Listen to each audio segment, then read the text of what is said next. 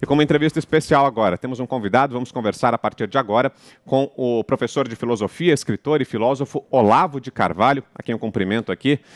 Professor, como vai? Boa noite. Em primeiro lugar, obrigado pela entrevista. Seja bem-vindo aqui aos Pingos nos Is. Boa noite. Aqui tudo bem, e vocês aí? Tudo bem também. Professor, queria começar tratando com o senhor de educação. O Ministério da Educação continua vago, ainda não há um novo ministro da Educação. Queria saber se o senhor fez alguma indicação, tem algum nome para indicar o presidente Jair Bolsonaro, professor? Não, eu só indiquei aqueles 2 ministros no começo da gestão Bolsonaro, porque ele havia me convidado para ser ministro da Educação, eu não aceitei. Então, por uma questão de gentileza, eu retribuí. Tá certo? Mas foi só por isso. Eu não estou afim de influenciar ministério nenhum, estou pouco ligado. Quem são os dois que o senhor indicou, professor? Eu indiquei o Vélez Rodrigues e o Ernesto Araújo. Tá. E agora o senhor não voltou a ser convidado, não, né? Agora, nessa vacância, não houve nenhum convite. Não, pelo amor de Deus. Que é isso? O Bolsonaro não é meu inimigo a esse ponto de me convidar de novo para ser ministro. Deixa eu passar aqui também para a pergunta do José Maria Trindade, professor Olavo de Carvalho com a gente. Zé. Pois é, professor, eu queria perguntar qual é realmente a sua relação com o presidente e com a família Bolsonaro e, atualmente, qual é a sua posição diante do governo do presidente Jair Bolsonaro? Olha, a única relação que eu tenho com o presidente Bolsonaro é uma amizade. Eu encontrei com ele, conversei com ele 4 vezes, tenho muita simpatia pela pessoa dele, acho um homem muito honesto, muito sério, muito sincero, gosto dele. O que não quer dizer que eu não tenha críticas a fazer ao seu governo, é claro que tenho. Tenho inúmeras, já fiz algumas bem pesadas, aliás. Mas não vou deixar de apoiá-lo jamais. Nós não vamos conseguir outro presidente honesto pelos próximos 200 anos. Né? Nesse país, o número de vigaristas e ladrões é excessivo, ultrapassa o controle humano. Na hora que aparece um honesto, não deixa ele escapar de jeito nenhum. Ana Paula Henkel, sua pergunta, Ana. Oi, professor. Obrigada pela entrevista aqui com a gente. Eu queria entrar, professor, na seara desse inquérito aí, dessa aberração, desse inquérito das fake news, onde vários direitos foram violados, né, principalmente do jornalista Oswaldo Eustáquio, direito de liberdade de expressão, de exercício profissional, privacidade, até o processo legal, né, que não foi respeitado. A gente está vivendo, a sensação é que estamos vivendo um estado de exceção. E aí, diante disso, professor, dessa violação desses deveres constitucionais pelo STF, o nosso sistema de freios e contrapesos aí bem frágil, o que o senhor acha que nós, como cidadãos, devemos fazer quando lá em cima na cadeia, né, o topo, no judiciário, esse sistema de freios e contrapesos está comprometido? O momento é de quê agora? É de fazer uma pressão em cima do Senado, por exemplo, para um processo de impeachment contra o Alexandre de Moraes? Olha, eu não tenho nenhuma solução e, na verdade, não tenho nenhuma sugestão, mas uma coisa eu sei. A primeira coisa a fazer é tomar consciência do que está acontecendo e tentar entender. Por exemplo, tentar entender a dimensão do problema.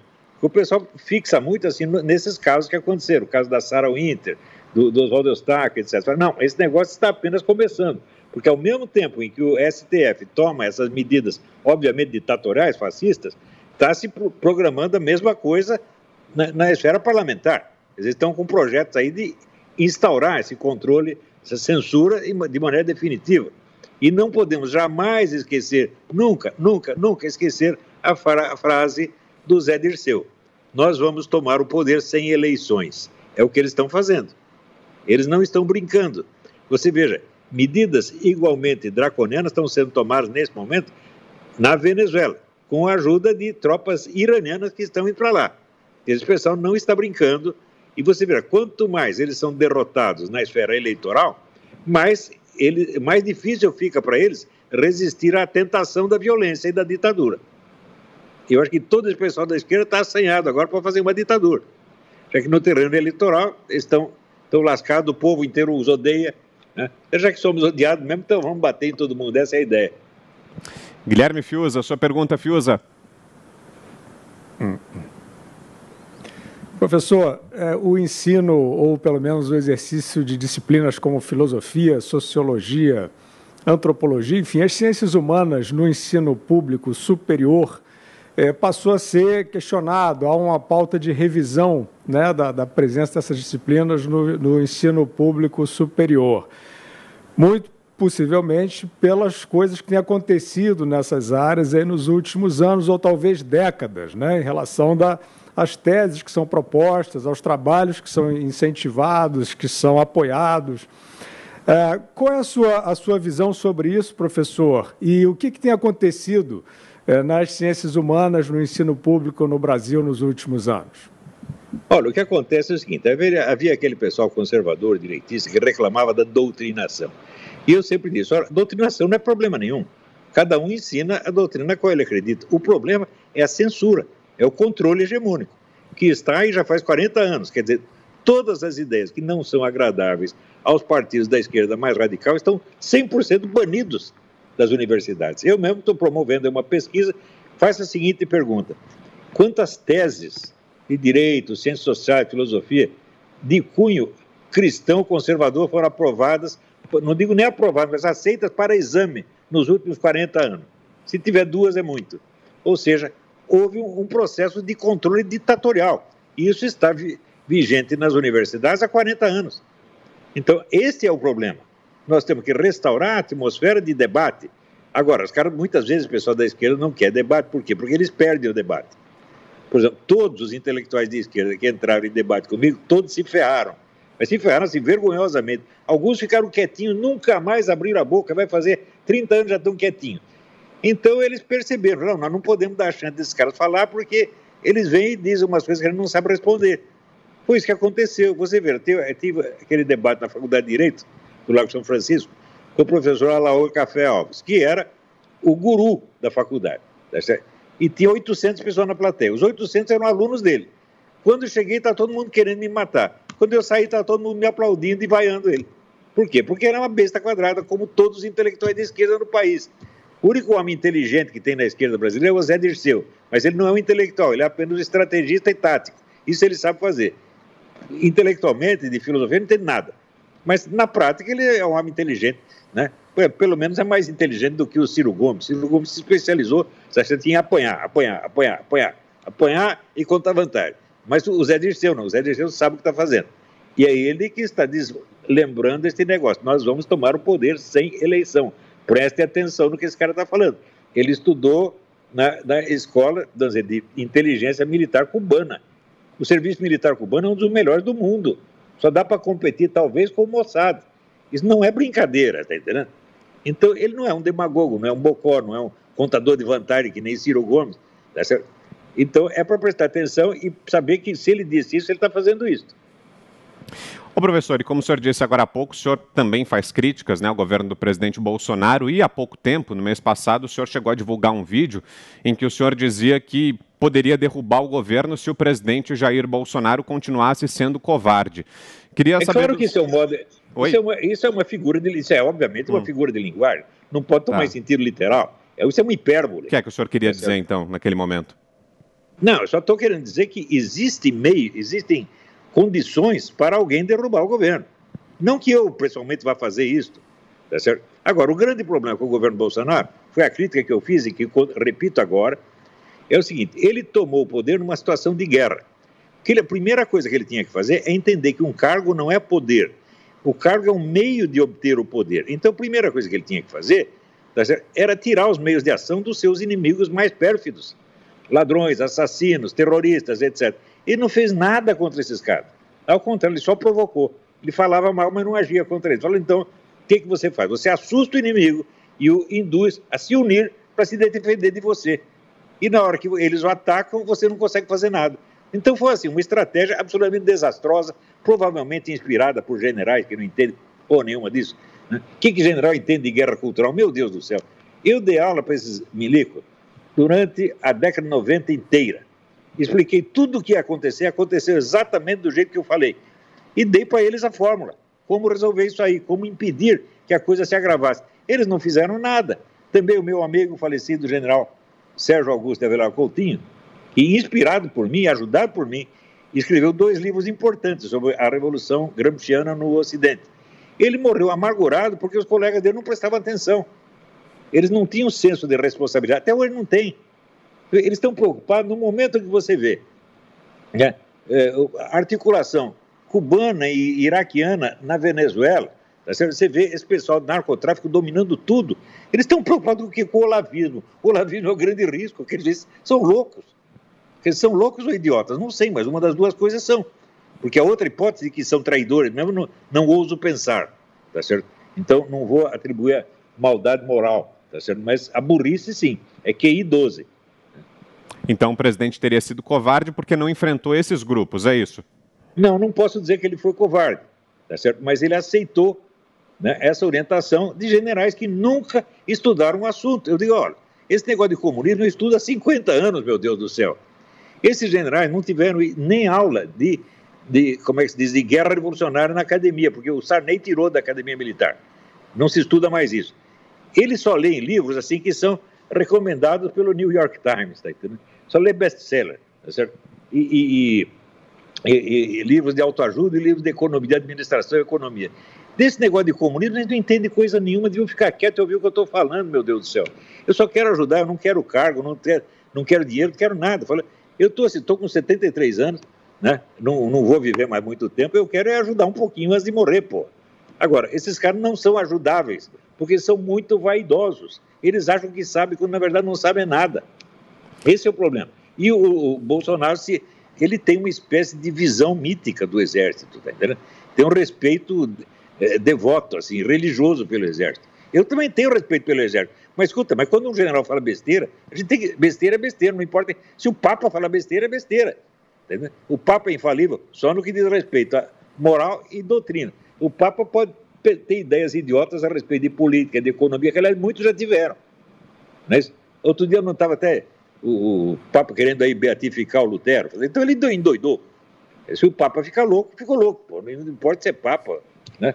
Então, em general, a mesmíssima coisa. Quer dizer, não estou desfazendo do Exército, ao contrário, eu acho que a burrice de certos caras, vamos dizer, desonra a instituição. Eu, por exemplo, estou falando que eu colaborei muito com o general Sérgio Coutinho, né, eram grandes amigos, tá certo?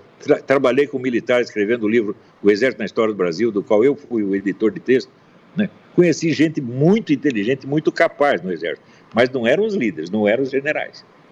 Era gente da Escola de Comando de Estado-Maior, tive boas conversas com o coronel lá dentro, tá? Ó, general, na verdade, o único general que eu levei mesmo a sério foi 2, se quiser eu dou os nomes. Era o general Paulo de Castro, que era o diretor da Escola de Comando de Estado-Maior, e o general Sérgio Augusto de Velar Coutinho. Esses estavam entendendo tudo que eu dizia. Os outros que não entenderam nada até agora. E ficam brabinhos, né? Porque sempre que você fala que um deles está errado, eles acham que ele está ofendendo a instituição. Quer dizer, cada um deles acha que é a instituição, meu Deus do céu. Já eu não tenho esse privilégio, porque eu não sou instituição nenhuma. A minha única instituição é eu mesmo. E olhe lá, hein? Estamos ouvindo aqui o professor de filosofia, escritor, filósofo Olavo de Carvalho, em Os Pingos nos Is. Quem faz a pergunta agora é o José Maria Trindade. Diga, Zé.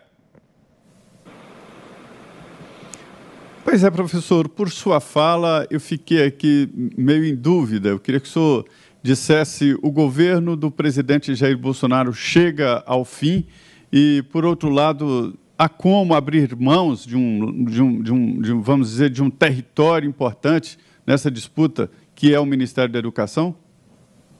Olha, em primeiro lugar, eu acho que o Ministério da Educação não deveria existir. Ele custa muito caro e não serve para nada. O resultado de mais de meio século de existência do Ministério da Educação é o seguinte: os nossos alunos do secundário tinham os últimos lugares nos testes internacionais há mais de 10 anos. E das faculdades são colocadas anualmente no mercado 50% de analfabetos funcionais. Para que existe essa instituição? Ela só dá prejuízo, eu não estou exagerando. Se deixasse a educação por conta da sociedade, olha, vocês ensinem o que quiserem, o Ministério aqui só faz o teste no fim para ver se acertou. Seria muito melhor. Quer dizer, o Ministério seria apenas um órgão seletivo. Ele não tem que dar educação para ninguém, ele não tem condição de dar educação para ninguém. Além disso, com a ideia do Ministério que vai educar, tem toda essa comedeira do livro didático, que é uma das maiores vergonhas do país, né? Essa roubalheira infinita. Esse órgão tem que ser fechado e criar uma legislação que simplifique a coisa. Do mesmo modo, no conteúdo da educação, Cada vez que me mostram um programa de educação, eu vejo que os caras estão psicóticos, porque eles querem ensinar tanta coisa que no fim não conseguem ensinar nada. Eu digo, bom, você tem que reduzir o programa de ensino, simplificar e baratear. Ensina, sobretudo, veja, tinha uma época que eu trabalhava nas revistas da Fundação Vitor Chivita, que era uma entidade que foi uma das grandes culpadas pela destruição da educação brasileira, e eles sempre queriam assim, o ensino tem que acompanhar o progresso da ciência. Mas você está louco? Hã? Mas nem os profissionais de uma certa área científica conseguem acompanhar o progresso daquela área. Depois você fala, agora coitado do rapaz que está no ginásio, vai ter que acompanhar os últimos progressos da física atômica, etc. Não dá. É muita pretensão. E sabe por que os caras inventam isso? Porque são fundações bilionárias que querem exercer o poder político e querem controlar a educação. Quem controla a educação hoje, controla a classe política de daqui 20 ou 30 anos. É isso que eles querem. E nós não podemos mais cair na conversa desses caras, nós temos que simplificar, temos que voltar para o realismo. Agora, isso não é nenhuma sugestão, porque eu duvido que alguém no governo preste atenção no que eu estou dizendo. Concordar, não vou concordar nunca. Por quê? Estão todos envolvidos nesse processo político da educação. Eu não estou envolvido. Qual é a solução para a educação do Brasil? Eu não sei, eu sei a solução para a educação dos meus alunos. E os meus resultados aí são brilhantes. Eu ensino o que eu sei ensinar. Eu só ensino jovens adultos que querem entrar na vida intelectual. Essa é a minha especialidade. Agora, o resto do ensino, eu não tenho capacidade para opinar sobre isso. Por que eu não aceitei ser ministro da Educação? Eu falo, escuta, gente, eu nunca sequer entrei no Ministério da Educação. Eu não conheço a estrutura, não conheço o organograma do Ministério da Educação e não sei quem está lá dentro. Eu vou entrar lá, vou ser feito de trouxa o tempo todo. Eu reconheço a minha incapacidade, mas eu sou o único brasileiro que reconhece que não tem capacidade para alguma coisa. Porque todos acham que tem capacidade para tudo. E a outra pergunta do Zé Maria, professor, o governo chega ao final? Eu espero que sim, mas não tenho capacidade para prever isso. Mas eu acho que sim, tem. Se for inteligente, e se começar a fazer o que nunca fez, se começar a amarrar a mão dos inimigos, talvez ele chegue. Mas se não fizer nada, vão acabar com ele. Ana Paula Henkel faz a próxima pergunta. Você, Ana. Professor, eu queria voltar num ponto que o senhor falou sobre revolução cultural. Quem acompanha o senhor já há algum tempo, como eu acompanho, os seus artigos, eu que moro aqui em Los Angeles, na Califórnia, um estado altamente progressista, há muito tempo o senhor avisava, né, dos caminhos de um possível presidente Obama, o que a América poderia se tornar. E hoje a gente vê, né, uma América dividida, a gente vê que as políticas dos dois governos, dos dois mandatos do presidente Obama, elas não deram o resultado que prometiam, né? Eles travestiram, né, de alguma certa forma, o governo como o governo carismático, bonzinho, mas quem acompanha o senhor já sabe muito bem o que está por trás, o que estava por trás do governo Obama e do personagem Obama. Então, falando sobre essa revolução cultural que o senhor nos alerta há tanto tempo, hoje a gente vê no Brasil plataformas censurando conteúdos conservadores, influenciadores conservadores, jornalistas. A minha pergunta para o senhor é, de que forma, uma forma imediata e a longo prazo, nós podemos fazer a nossa parte nessa revolução cultural?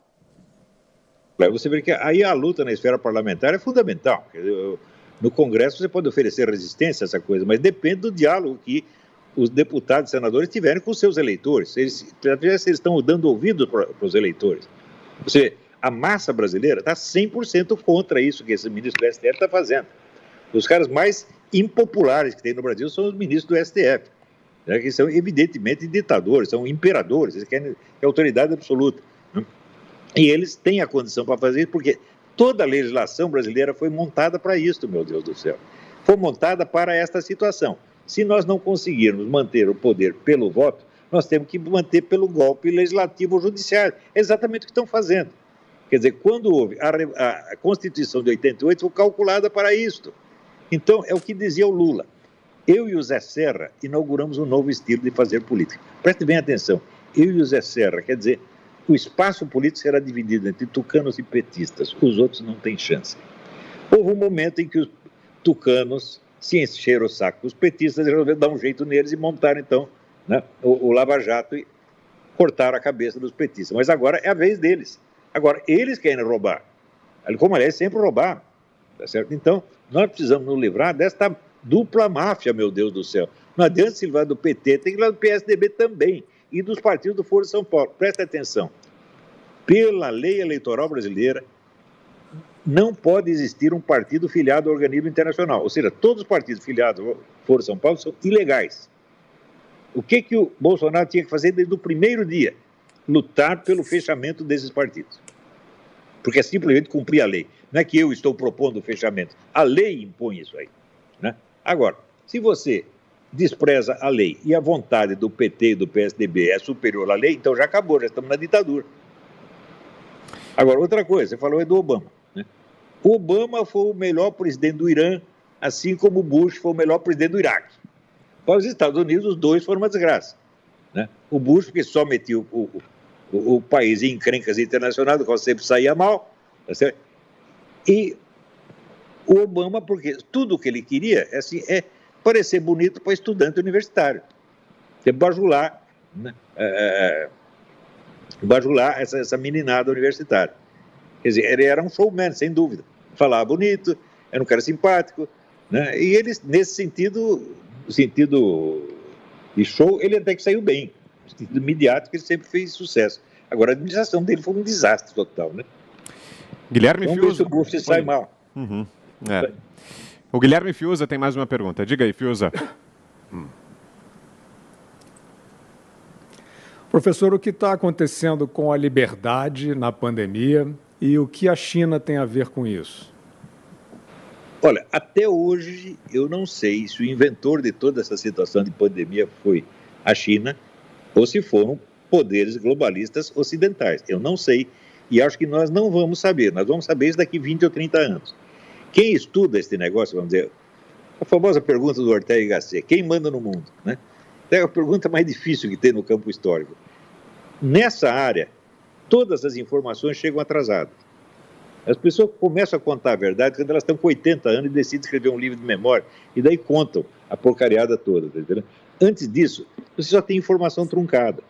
Então, nós entendemos a história, por exemplo, hoje nós entendemos muito melhor a guerra do Vietnã do que o pessoal na época, mas o que está acontecendo agora, nós precisamos ter paciência. Eu lembro uma frase que eu gosto muito, a frase do Goethe, é urgente ter paciência. Se nós queremos entender o que está acontecendo hoje, você vai ter que esperar até depois de amanhã. A vida é assim. Aliás, by the way, eu gosto muito dos seus artigos, viu? Ô, professor, mais uma pergunta. E a aproximação do presidente Bolsonaro com o Centrão? O senhor acha que é um acerto ou um erro? Olha, me parece que ele não tem outra saída. Né? Ele tem que ter algum diálogo, de alguma maneira, ele não pode ficar isolado do Congresso, não tem como ficar. Quer dizer, isso é totalmente utópico. Mas o problema não é ele, porque o inimigo dele não é o Centrão. O inimigo dele também não é a Globo. Né? O inimigo são, vamos dizer, as elites tucano-petistas. Esta mesmo, quer dizer, o pessoal do Foro de São Paulo. Quer dizer, os comunistas de sempre. Né? Inclusive, você veja, o FHC, o pessoal sempre pensou que o FHC é uma alternativa ao Foro de São Paulo. Não é. O FHC, vamos dizer, participou de uma reunião formativa do Foro de São Paulo em 1993, em maio de 93, aqui em Los Angeles. Né? Esta reunião só foi noticiada no único jornal do mundo, que é o Grama Edição Cubana, não edição internacional. Como é que eu sei? O meu falecido amigo Zé Carlos Graça Tavares me deu um exemplar da primeira página do jornal, tinha só a primeira página. Então tinha chamada umas 15 linhas, explicando que estava lá a elite do Partido Democrata Americano, a elite esquerdista do Partido Democrata, mais a diretoria do Foro de São Paulo e mais o FHC. Até hoje ninguém perguntou para o FHC o que vocês conversaram lá. Virou um segredo. Aliás, o Foro de São Paulo foi segredo para toda a mídia brasileira durante 16 anos. Por que é isso? É coincidência? Não, evidentemente é um acordo de cavalheiros. Não vamos incomodar o Foro de São Paulo, deixa ele crescer. Quando ele estiver grandinho e fortinho, daí nós podemos falar. Ou seja, o pessoal começou a falar do Foro de São Paulo quando o Lula confessou a existência do Foro de São Paulo. No terceiro congresso do PT, daí eles confessaram, existe o Foro de São Paulo e ele é a coordenação do movimento esquerdista no continente. Aí todo mundo começou a falar. Ou seja, há uma cumplicidade muito profunda entre a classe jornalística e as elites esquerdistas internacionais. E estão metidos na roubalheira, no narcotráfico. Narcotráfico, veja, o Fernandinho Beiramar, né, confessou que anualmente ele trazia armas contrabandeadas do Líbano para trocar por 200 toneladas de cocaína de quem? Das Farc, para injetar no mercado brasileiro. Enquanto isso, estava lá o comandante das Farc, o senhor Manuel Marulanda, né, presidindo assembleias do Foro de São Paulo junto com o Lula. E vai dizer que não tem ligação entre Farc e PT? Como é possível uma coisa dessa? Veja, no Brasil, o pessoal acredita assim no que sai na mídia. Eu não acredito em nada, só acredito em documentos de fonte primária e testemunha do personagem que estava lá. Aliás, esse é um critério histórico. O documento é soberano. Ora, eu publiquei as atas integrais do Foro de São Paulo. Quantas pessoas na mídia leram isso? Quantos desses generais leram isso? Quantos deputados e senadores leram isso? Eles não querem saber o que está acontecendo.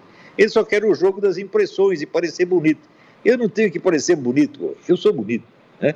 Eu não tenho nada que parecer bonito, né? Vai me comparar com o Nhonho, né? Eu me comparo com o Nhonho e me acho lindo, né?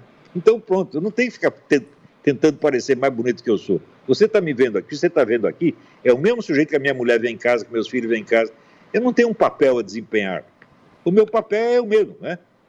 Então, eu adotei já como norma, há muitos anos, a norma do Dom Quixote. E eu sei quem sou. Eu sei quem eu sou, eu me conheço de trás para dentro. Não me adianta criticar por defeitos que não tenho, nem me elogiar por qualidades que eu também não tenho. Eu não caio nessa. Professor, a gente vai ter que fazer um rápido intervalo, peço que o senhor continue com a gente. São 2 minutinhos e daqui a pouco a gente volta com a sequência da nossa conversa. Rápido intervalo, agora são 6h57. Você sabia que até 2030 existe uma pesquisa que mostra que 80% dos trabalhos que a gente conhece hoje não vão existir? Meu nome é Pedro Ivo Moraes, sou consultor de empresas há mais de 10 anos, sou escritor do livro Empresas Espiritualizadas e especialista na área de propósito. Sou também sócio da empresa Novo Mundo. Se você tem uma pequena empresa, é um autônomo, ou mesmo uma grande empresa, ou de qualquer forma tem uma ideia que você quer transformar em trabalho, existe uma forma de fazer isso usando as melhores práticas, onde você vai alinhar a sua paixão a muito resultado financeiro. Para isso existe o curso Empreendedorismo 4.0. Nosso curso está dividido em 4 módulos. Nesse primeiro módulo a gente vai falar sobre essência. Eu vou estar com vocês falando sobre o seu sonho e sobre como colocar o seu sonho em prática e te tornar o empreendedor 4.0. No módulo 2 a gente vai estar falando sobre estratégia e vocês vão ter ferramentas para se tornar um grande empreendedor, ferramentas práticas de negócio. No módulo 3 a gente vai falar bastante de forma prática sobre as áreas de uma empresa, financeiro, marketing, contabilidade. E no módulo 4 vocês vão ter muitas dicas de como fazer sua empresa crescer, o seu negócio ser próspero. Se você tem uma ideia na cabeça e quer transformar essa ideia em um negócio, eu diria que esse curso é para você. Mas se você tem uma empresa e de alguma forma você quer remodelar ela aos padrões da nova era, esse curso também é para você. Vai ajudar muito para quem tem o desejo de criar uma empresa que seja do coração. Acessa lá que eu acho que vai ser muito legal para você.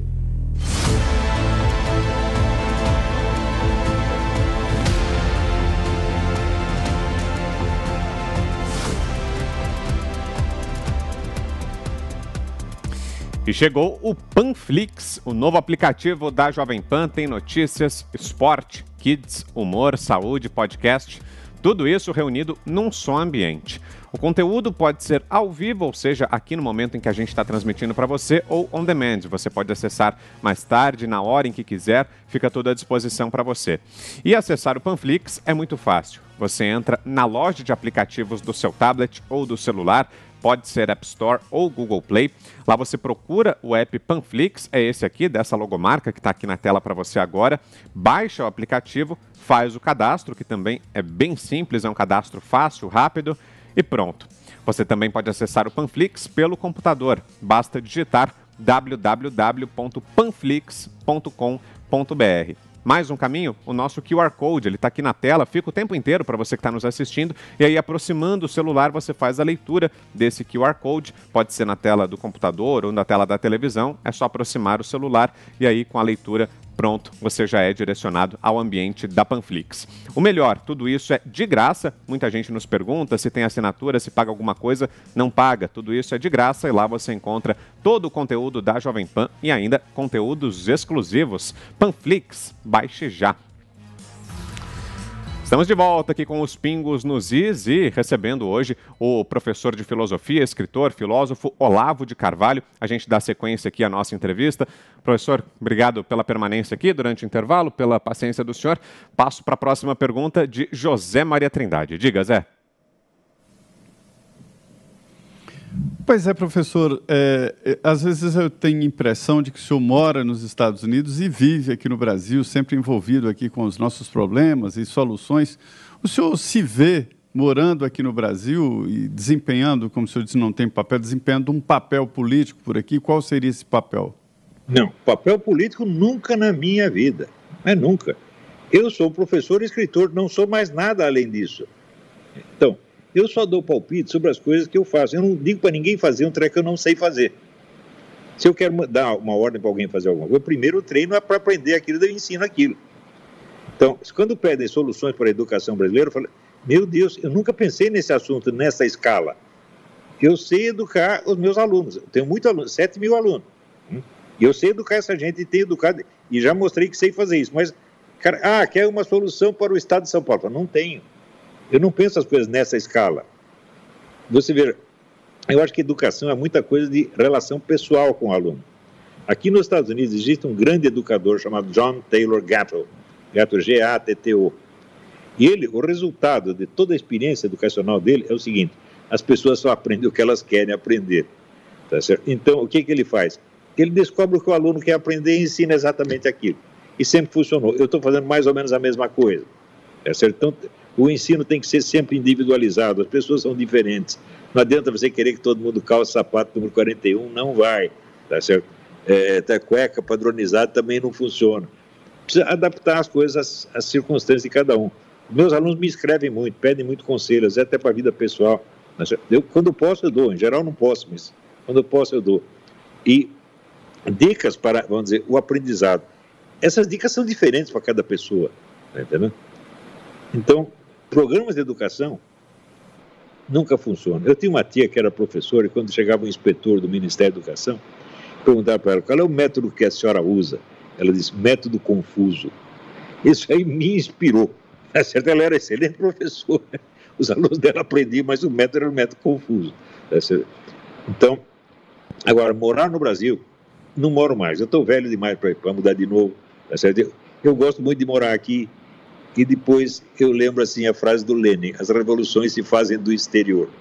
Né? Porque tem esse pessoal toda hora, esses generais, aquele cretino do Marco Antônio Viu, onde já se viu, fala do Brasil morando no exterior. Meu filho, você já fez a lista dos grandes patriotas brasileiros que moraram no exterior? Zé Bonifácio, Joaquim Nabuco, Oliveira Lima, é um montão de gente. Os maiores moraram no exterior. Por quê? Por causa deste preceito do Lenin que é muito verdadeiro. Você estando no exterior, você não sofre o impacto, pessoalmente o impacto do problema do seu país. Você olha a coisa de longe e você está numa posição onde você pode ajudar.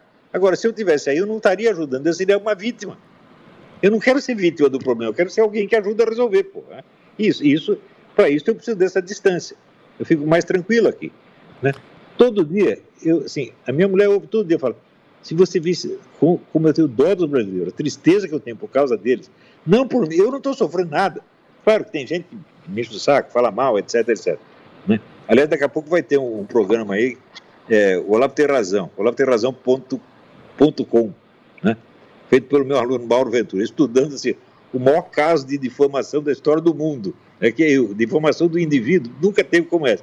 Mas, é claro, isso também me afeta, mas me afeta mais ver o sofrimento do brasileiro, ver como tudo no Brasil é difícil, meu Deus do céu.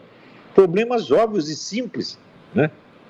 Veja, tanto na esfera política, social, quanto na esfera pessoal. Por exemplo, eu tenho muitos parentes e amigos que eu convidar, vem para cá, eu compro uma passagem para você. Daí o sujeito responder, não, mas antes de ir eu preciso fazer isso, eu preciso comprar um cachorro, eu preciso casar, preciso vender meu automóvel, eu preciso trocar de casa. Tinha tanto problema para resolver que nunca vinha. Então, no Brasil, a cabeça do brasileiro é muito confusa. E o brasileiro é masoquista, sofre demais, você está entendendo? Se ofende por pouca coisa, fica nervoso, né? Não tem calma para resolver as coisas. E, sobretudo, o brasileiro não sabe o que é inteligência. Uma das coisas principais do meu curso é mostrar para o aluno a inteligência que ele tem. Eu uso a expressão, você vai tomar posse da sua inteligência. Você precisa ver ela funcionando para daí você entender o que é. As pessoas não fazem isso. No Brasil, olha, eu morei mais de 50 anos no Brasil. Eu nunca tive uma única ideia no Brasil que todo mundo não dissesse que ia dar errado. Aqui nos Estados Unidos é o contrário. Qualquer coisa que você quer fazer, os americanos vão em frente, vai ter sucesso. Eles te estimulam. No Brasil todo mundo te põe para baixo. É o caranguejo no balde. O caranguejo quer sair, o outro puxa a perna dele. Quer dizer, são fatores sociopsicológicos que atrasam a vida das pessoas. Eu não posso mudar isso em escala social, mas para os meus alunos eu posso. Eu posso ensinar que eles não devem ser assim, que eles devem se ajudar uns aos outros. Eu fico imensamente feliz quando eu vejo meus alunos se juntando e ajudando uns aos outros, né, para vencer esses obstáculos. E por isso mesmo, eles progridem na vida intelectual. Tenho vários alunos que escreveram um livro brilhante na área de história, de literatura, tá certo? No jornalismo. Estou muito orgulhoso dos meus alunos, muito feliz com os meus alunos. Professor. Oi. Deixa eu passar para a Ana Paula Henkel, ela faz mais uma pergunta para o senhor. Faça. Professor, a gente, esse ano a gente temos eleições presidenciais, né, aqui nos Estados Unidos em novembro, e a gente viu aí uma transformação muito estranha, eu diria assim, do Partido Democrata. Não é mais o partido de JFK, é um partido que hoje seria quase que um PSOL, né, um PT no Brasil. O que o senhor vê com uma possível vitória, o cenário americano, já que a eleição aqui sempre afeta não só o Brasil, mas também boa parte do mundo? Qual o cenário que o senhor desenha com uma vitória do Partido Democrata do Biden ou com uma reeleição do Trump? Olha, quem não percebe que o Biden é louco, é ele próprio louco. É óbvio que o sujeito é doido, ele não fala coisa com coisa, ele fica lá dando a massa das menininhas de 12 anos em público. O que é? Esse velho não é bom da cabeça, pô. Então, qual é a perspectiva do Partido Democrata? Eu acho que o Partido Democrata perder é melhor para ele. Porque se ganhar e eleger o Biden, aí que sim, o partido acaba. Né? Agora, e o republicano? O republicano está bem, ou com o Trump, ou com esse menino West, né? Esse roqueiro aí que está... O rapper, Kanye West, né? O rapper, o marido da Kim Kardashian, né? Ele é um homem inteligentíssimo, vai fazer um sucesso engraçado. Se ele se candidatar, ele ganha qualquer eleição, acho eu. Né? E o Biden não tem chance. Graças a Deus. Quer dizer, a derrota do Biden salva o Partido Democrata. Senão ele vai levar a acabar com o restinho que ainda tem. O Partido Democrata já foi um grande partido. Né? Mas agora está muita esculhambação. E essa esculhambação é resultado do quê? Do trabalho que esse pessoal esquerdista fez nas universidades. Transformaram as universidades em centro de formação de militante, centro de formação de mortadela. Quer dizer, um pessoal grosso, estúpido, idiota. Né? Quando eles saem na rua, eles vão derrubar a estátua. Fala, mas que ideia mais idiota, meu Deus do céu. Né? Outra coisa, eles falam da escravidão, eles não conhecem a história da escravidão. Teve escravidão na África durante 4 milênios. Nunca apareceu lá uma única ideia abolicionista. Daí chega lá o branco com a ideia abolicionista, 300 anos depois acabou a escravidão. E os caras acham que o culpado da escravidão somos nós, brancos. Não somos, não. Né? O branco nunca escravizou ninguém na África, ele comprava cara que já estava escravizado. Por exemplo, tinha o Império de Oyo. Né? Eu recomendo muito um livro, o autor chama-se Tidjane Ndiaye, N''Ndiaye, com Y, né? O livro chama Le Génocide Voilé, o genocídio velado. É sobre isso que eu falo. Quer dizer, a atmosfera que as tribos africanas e os muçulmanos criaram, a atmosfera de opressão, escravagismo mais opressor do mundo. Primeiro que 80% dos homens que eles pegavam, eles castravam. Né? Então, o sujeito ser vendido para a América, pelo menos algo ele conservava. Nas 2 bolinhas ele não ia perder. Tá certo? Então, quer dizer, os brancos não são culpados da situação. Ao contrário, os brancos são os inventores da abolição. Você veja, e as ideias racistas? As ideias racistas de inferioridade negra são de invenção dos árabes. Eu escrevi um livro sobre isso, dou lá, né, as fontes. Né? No século XI, os árabes já escreviam coisas horríveis a respeito dos negros, desprezavam os negros. Não. E até hoje eu tenho um aluno que mora no Marrocos, ele diz, até hoje, no Marrocos, o preto é tratado como pessoa inferior. Então, as ideias racistas no Ocidente só aparecem no século XVIII, com a biologia, quando a raça, o conceito biológico de raça aparece. Isso aí está a história da ideia de raça do Eric Voegelin, que é um clássico. Leiam, você vai ver. Né? Agora, que racismo existia, sei lá, na igreja da Idade Média? A igreja não tinha nem consciência de raça, meu Deus do céu. Você tinha cara de todas as cores lá. Né? Você vê uma das igrejas católicas mais antigas do mundo, é da Etiópia. Professor, pergunta aqui do Guilherme Fiuza para o senhor. Diga, Fiuza. Professor, com a eleição do Trump e em seguida com a do Bolsonaro, parece que a gente está no auge da dicotomia direita-esquerda, né? No entanto, boa parte da chamada esquerda é uma burguesia egoísta que se faz de altruísta, e uma boa parte também da chamada direita são alpinistas, como a gente viu, tem vários personagens aí. Vou citar o governador do Rio de Janeiro, né, que aparecia com essa bandeira e, de repente, está com a polícia nos calcanhares. É melhor falar de direita e esquerda ou de liberdade, inteligência, honestidade, etc.? Bom, eu uso esses termos, direita e esquerda, como expressão da autodefinição que o sujeito se dá. Se ele diz que ele é de esquerda, então ele pertence a um grupo que também se autodefine assim. Se ele diz que é de direita, também pertence a um grupo que se autodefine assim. Não precisamos definir direita e esquerda pelo conteúdo das suas respectivas ideologias ou propostas. Não, a coisa é mais simples. Então, existe direita e esquerda, como existem grupos, tá certo? Que atuam conjuntamente e têm interesse em comum. Não é isso? Agora, o que você disse é verdade. Quer dizer, a esquerda hoje é totalmente financiada pelas grandes fortunas internacionais. Por quê? Você acha que, sei lá, o George Soros ficou louco, o Rockefeller ficou louco, o Rothschild ficou louco, né? É aquele negócio que dizia o Lenin, que a burguesia nos dá a corda com que vamos enforcar. Não é nada disso. A partir dos anos 50, 60, os teóricos da escola de Frankfurt eliminaram a ideia da revolução proletária e criaram a revolução subjetiva. Quer dizer, o importante agora não é a insatisfação econômica do proletariado, porque o proletariado no capitalismo está bem. Então fica buscando insatisfações subjetivas. Da mulher que está insatisfeita com o homem, do homem que nasceu homem, quer virar mulher, pegou racial. Então, dissolveram a revolução proletária em 1001 revoluções subjetivas completamente loucas, que jamais poderão produzir o socialismo, mas pode transformar o capitalismo no inferno, que é exatamente o que eles estão fazendo. Entendeu? E, por outro lado, o pessoal da direita, na direita brasileira, é o seguinte: nós tivemos 50 anos de hegemonia esquerdista, a esquerda dominando a mídia, as escolas, a atmosfera cultural, tudo. De repente aparece uma direita e quer logo eleger um presidente e fala assim: não dá, meu filho. Quer dizer, a direita brasileira não tem experiência da vida. Você não tem sequer uma intelectualidade direitista formada ainda. Então, todo o problema da direita é assim, foi ejaculação precoce. Eles chegaram muito cedo e querem obter tudo do dia para a noite, assim não dá. Então, o que acontece?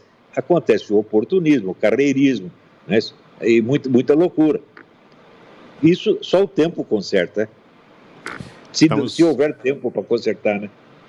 Estamos ouvindo aqui o professor, escritor, filósofo Olavo de Carvalho, agora às 7h14.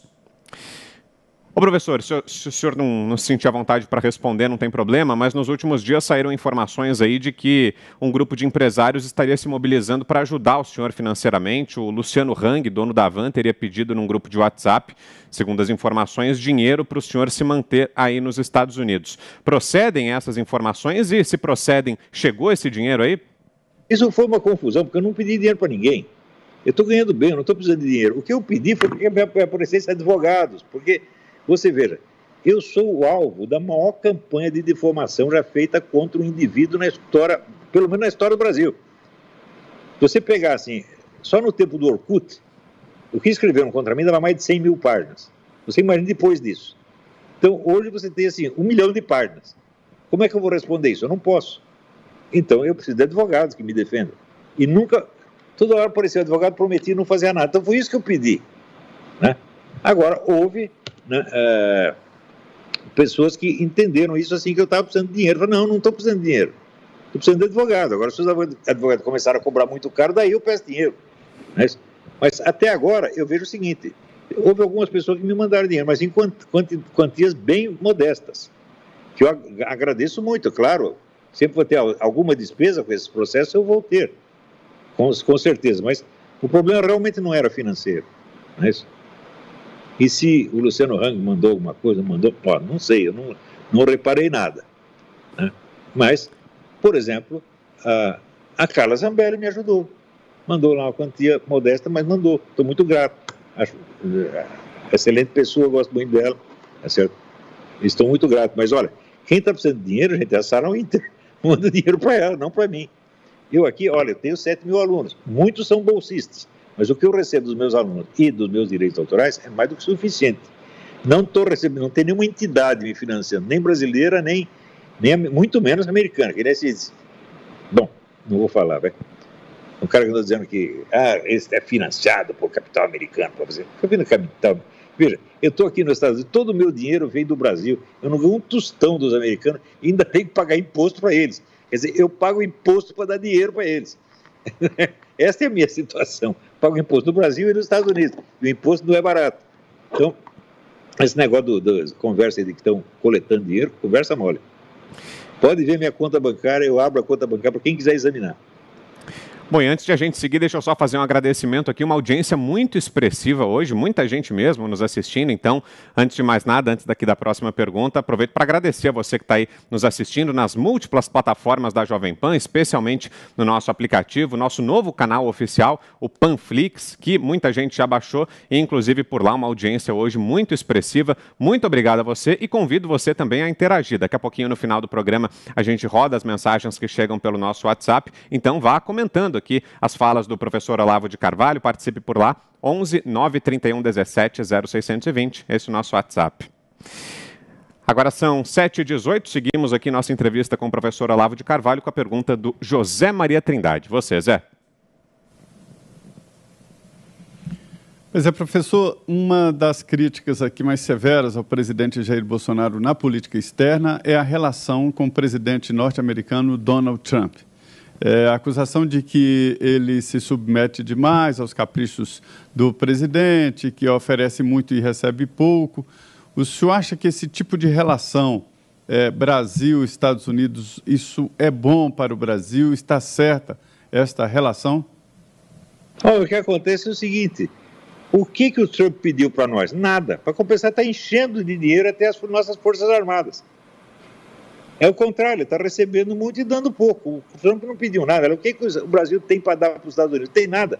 Agora, nós estamos dando para a China. Né? Nós estamos dando tudo para a China. Né? Inclusive, aquele famoso órgão designado por 2 letras, que eu não posso falar aqui, tá certo? Estamos dando tudo para a China. Quer dizer, o famoso imperialismo americano nunca teve no Brasil uma presença tão avassaladora, tá certo? E tão voraz quanto a China tem. Agora, tem gente entusiasmado com a China. Por quê? Porque estão recebendo dinheiro da China. A China corrompe, compra consciências. Tá certo? Então, a nossa relação com os Estados Unidos nunca foi tão destrutiva assim. Por exemplo, tem o pessoal da Amazônia. Vai procurar ONGs americanas na Amazônia. Não tem. Você tem ONG alemã, você tem ONG francesa, você tem ONG inglesa. O americano não tem. Veja, os Estados Unidos, nos últimos 50 anos, os Estados Unidos, no Brasil, primaram pela sua ausência. Os Estados Unidos não tem mais nem o que se chama de diplomacia pública. Quer dizer o seguinte, quando alguém fala mal do país, o embaixador vai lá e defende o país. Nem isso os americanos estão fazendo. Agora, este exagero na visão que se tem dos Estados Unidos já vem desde 1964. Porque sempre se diz, quem fez o golpe de 64 foram os americanos. Eu digo, tá bom, moleque, então você me dá o nome de um agente, um único agente da CIA ou de qualquer outro serviço secreto americano que estivesse lotado no Brasil na época. Até hoje não apareceu nenhum. Para compensar, aquele garoto Mauro Abrantes, pesquisando no serviço secreto da Tchecoslováquia, descobriu 3 mil agentes da KGB no governo Goulart. Então, essa história da América no Brasil é um negócio mítico. É lenda urbana. Ana Paula Henkel. Oi, professor, vou passar só para Ana Paula. Pergunta. Podemos ir? Então vamos lá. Ana Paula tem mais uma pergunta. Diga aí, Ana. Professor, a gente vê que, às vezes, algumas eleições importantes na história, como a do Reagan, por exemplo, a do próprio Donald Trump, a do Bolsonaro também, a gente viu que uma maioria silenciosa entrou em ação.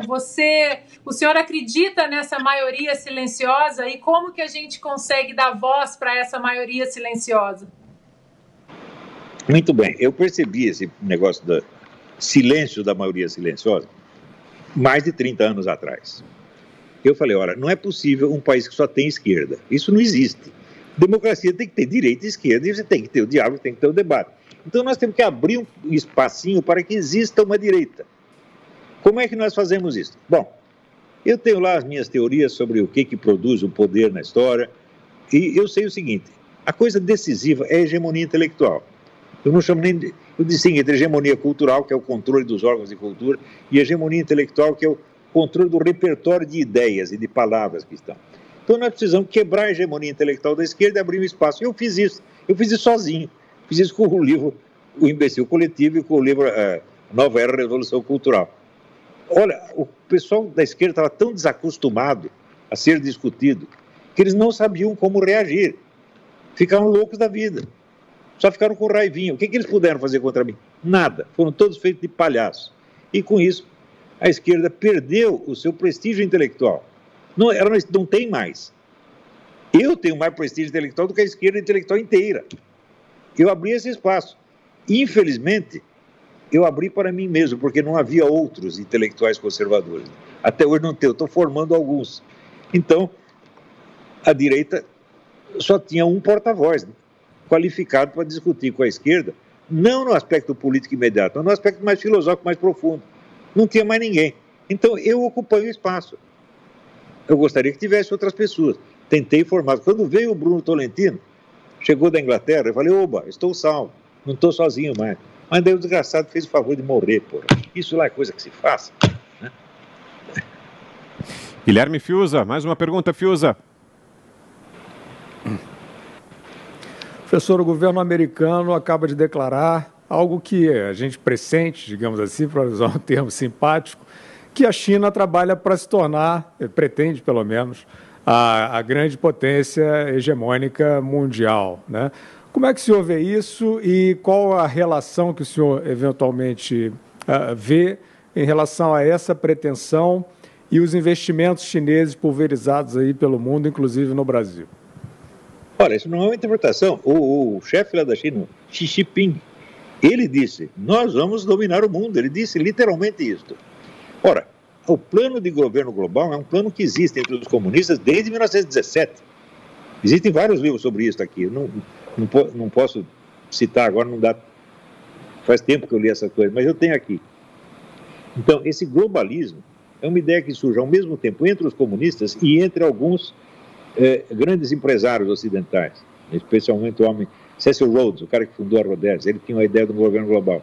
Mas Lenin também tinha. Então, essa ideia globalista aparece com os comunistas e com os capitalistas ao mesmo tempo. E hoje a gente vê a colaboração. E nós vemos a China tentando dominar o Fórum Econômico de Davos e obtendo algum sucesso nisso. Né? Então, a China sempre teve, vamos dizer, um complexo de inferioridade desgraçado, porque ela foi muito dominada por estrangeiros. Né? Foi muito humilhada. E ela quer uma vingança. Né? Mas isso já faz mais de 100 anos. Tá certo? Agora, você vê, nenhum país teve governos tão ruins quanto a China. O chinês Mao Tse-tung matou 70 milhões de pessoas. Né? Isso é mais do que 3 vezes o número de caras que Hitler matou. 3 vezes o número que Stalin matou. Então, o que esses caras têm para ensinar para nós? Como matar os outros? Né? Eles vão nos tratar melhor do que eles tratam a si mesmos? É claro que não. Então, para eles, por exemplo, inventar um vírus, espalhar um vírus, uma bactéria, matar um montão de gente, para eles é brincadeira. Eles não dão importância. Eu tenho um amigo que morou lá, conhece a China a fundo, tá certo? E ele disse, o chinês não tem noção do valor do indivíduo. Ele só tem noção do posto, do cargo social da pessoa. Ô, professor... Então, você tem um ex-presidente da China, esqueci o nome dele agora, que ele na velhice, ele disse, se eu pudesse, eu teria cristianizado a China. Porque ele percebeu o quanto o cristianismo faz falta. mas daí já era tarde. Ô, professor, deixa eu fazer uma outra pergunta. Agora há pouco o senhor falou algo que me chamou aqui a atenção sobre a Lava Jato. O senhor diria que a Lava Jato foi tucana, então? E queria saber da 100%. opinião do senhor. Foi? E queria que o senhor falasse do Sérgio Moro. Se ele viesse a ser candidato a presidente, o que o senhor acharia? 100%. Olha, eu, em geral, não confio em um homem que fala mole. Se o sujeito fala mole, eu nunca confiei muito. Claro, ele fez o serviço dele direitinho, foi contratado para fazer o serviço. Era um juiz, fez serviço de juiz. Está até bem feito. Mas logo em seguida se viu que o objetivo dele era o seguinte: ele destruiu o PT para levantar o Tucano, entre os quais ele mesmo. Tá certo? E Tucano é pior que petista, gente. Em primeiro lugar, mais inteligente. Você vai comparar o FHC com o Lula, pelo amor de Deus. O Lula é um office boy do FHC. Não pode esquecer, o FHC foi o sujeito que criou, né,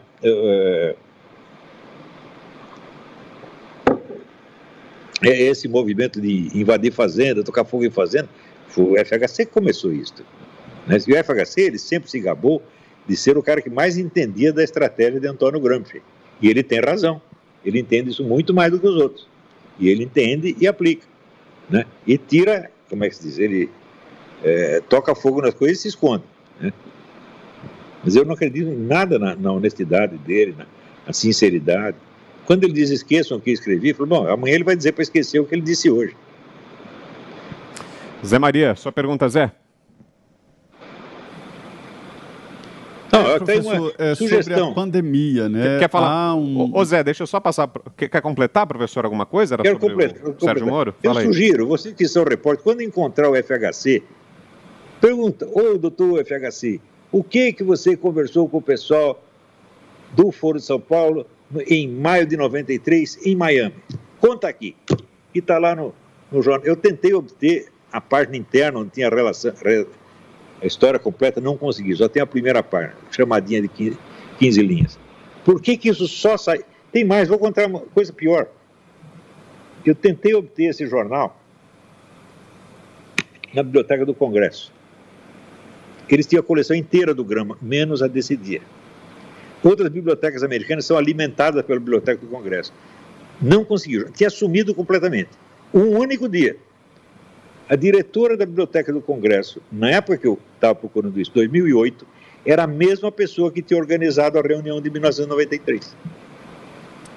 Que coincidência. Agora sim. Por que vocês não investigam isso? Também tem outra coisa. Mil coisas que estão faltando na imaginação brasileira, porque o pessoal não informa. Eu li o livro de um sujeito chamado Ladislau Bittmann, que era o chefe da KGB no Brasil. E ele conta que quem inventou a história de que foram os americanos que fizeram o golpe de 64 foi o escritório dele. Nós falsificamos documentos e espalhamos para a mídia brasileira, todo mundo acreditou. Ele conta isso. Eu escrevi 20 artigos sobre isso, dizendo, como é, vocês não vão entrevistar o Ladislau Bittmann, vocês não querem saber o que realmente aconteceu? Não querem saber. Então é o seguinte, a circulação de notícias já está pré-moldada para impor a versão oficial esquerdista da história. Não tem confronto, não tem debate, não tem nada, só tem, vamos dizer, a imposição dos mitos e das lendas urbanas agradáveis, né, aos comunistas e similares. Seguimos aqui ouvindo o professor e escritor Olavo de Carvalho, são 7h29. Passo para o Zé Maria, que vai fazer a próxima pergunta. Diga, Zé. Professor, muito se fala aí nesse momento pós-pandemia, inclusive sobre mudanças aí com a relação com a China. Hoje nós descobrimos aqui no Brasil que 95% dos equipamentos hospitalares do Brasil são importados da China, quer dizer, não se pode entregar nenhum setor tanto assim a um país. E também sobre a própria origem do vírus, né, do novo coronavírus. Enfim, no pós-pandemia, alguma relação internacional vai mudar? O que haverá de mudança, até em termos sociológicos, no mundo, professor?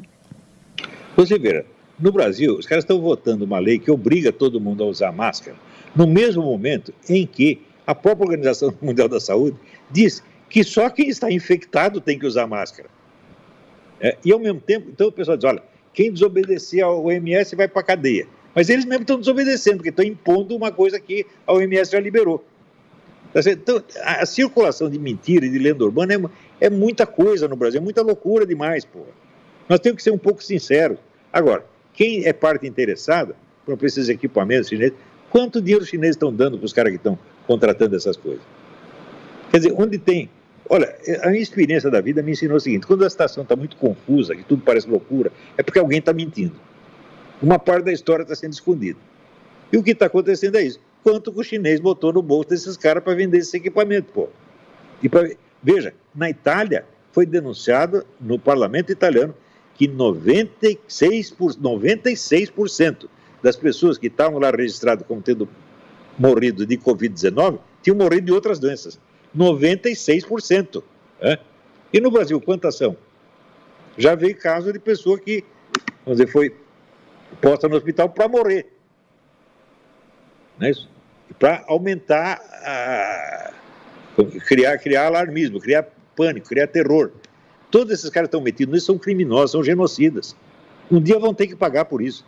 Mas olha, para moralizar o Brasil, gente, é tão difícil, porque o número de ladrões, assassinos, genocidas, narcotraficantes é grande demais. É mais do que pode a força humana, tá entendendo? Então o pessoal falou, bom, talvez se nós tivéssemos a ajuda das Forças Armadas, como é que a Força Armada está querendo? O general quer aposentadoria, ele quer uma estatal para ele presidir e melhorar o orçamento doméstico, e quer jogar ping-pong no clube militar. É isso aí que o pessoal quer, porra. Tá entendendo? Então, o povo precisa se organizar e ser sério com essas coisas. E investigar as coisas até o fundo. Descobrir tudo, sem dó nem piedade. E dizer, olha, se tiver que botar, sei lá, 10 mil pessoas na cadeia, eu digo, é pouco. Para um país de 200 milhões de habitantes, 10 mil pessoas é pouco. 10 mil deputados, senador, juiz de direito. Diga. Deixa eu só fazer aqui mais um agradecimento a quem está nos acompanhando, uma audiência altíssima aqui em Os Pingos nos Is. E a partir de agora recebo de volta você também que está nos ouvindo pelo rádio, que saiu para um breve intervalo. Seja bem-vindo de volta. Seguimos aqui ouvindo o professor, escritor Olavo de Carvalho. Professor, queria que o senhor falasse sobre a aplicação do artigo 142. Muita gente tem defendido que esse artigo permite ao presidente Jair Bolsonaro que ele acione as Forças Armadas como um poder moderador. O senhor concorda com essa interpretação e mais? O presidente Bolsonaro deveria acionar o artigo 142 ou não? Olha, se você for raciocinar juridicamente, está certo. Aí o Dr. Ives Gandra explicou isso de maneira perfeita. Mas o problema não é esse. As Forças Armadas querem intervir. E outra coisa, elas querem intervir a favor de quem? Até agora estão intervindo contra o olavismo, né? O grande inimigo delas parece que é o olavismo. Eu não entendo isso, quer dizer, um monte de general, gente armada, está com medo de um velho sozinho que só tem como arma um site no YouTube, né? É muita loucura.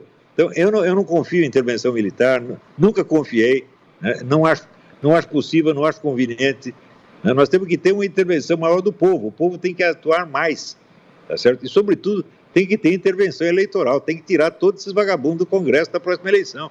É claro. Não é isso? E o pessoal de mídia, veja, vocês têm que tentar moralizar a classe jornalística. Ela está muito vendida para quem não presta. Pensa assim, quantos jornalistas são viciados em tóxico? Você acha que o número de toxicômanos na classe jornalística é pequeno? Eu sei que não é. No meu tempo não tinha, tinha pouco, né? Mas pelo menos uma maconhinha o pessoal fumava de vez em quando, né? E bebia pra caramba. Depois veio o negócio da cocaína, pô, e agora, como é que tá? Então os caras são parte interessada nisso.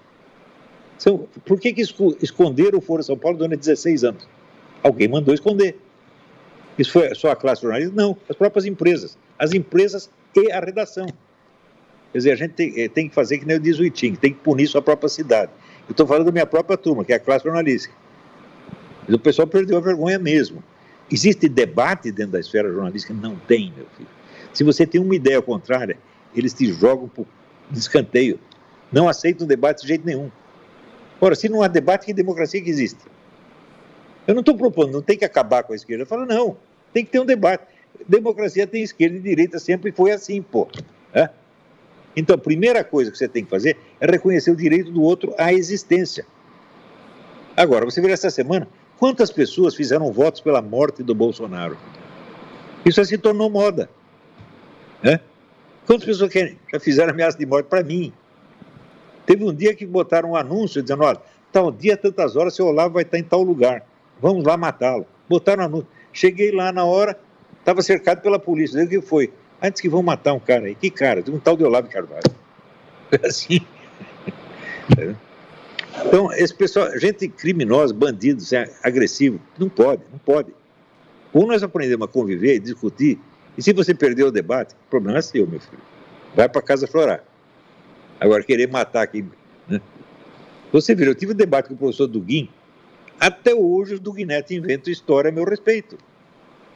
É fofoca, não é argumento, não é discussão. É fofoca.